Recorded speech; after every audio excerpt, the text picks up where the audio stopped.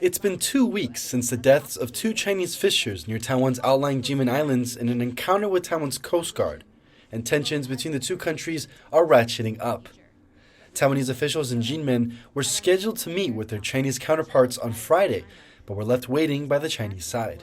海巡的执法，我们还是以优先，无论如何是一定希望能够保护自己与他船的安全。我们很不愿意看到有这样的伤亡。但是我们在我们国家的水域的执法权不容侵犯，这是没有打折扣的条件的。我们一定要坚持，不会升高政治的对立。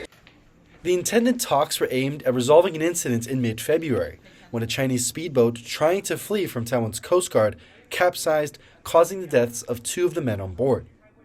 China has responded angrily to the incident, increasing its own Coast Guard patrols around Kinmen and putting more pressure on Taiwan.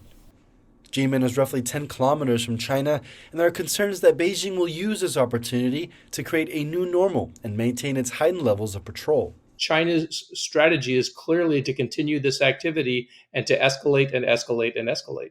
This pattern that we've seen from China over the years of using the pretext of some event, it could be a tragedy, it could be an incident of some sort, and then to use that as the pretext by which it then takes that next step and then settles everybody in at that next new normal, so that then there can be in the future another new normal.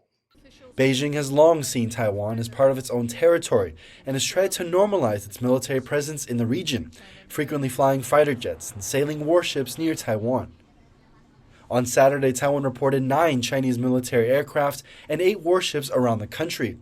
4 of those planes breached Taiwan's Air Defense Identification Zone, or ADIZ, which is not sovereign territory but acts as a buffer for defensive purposes.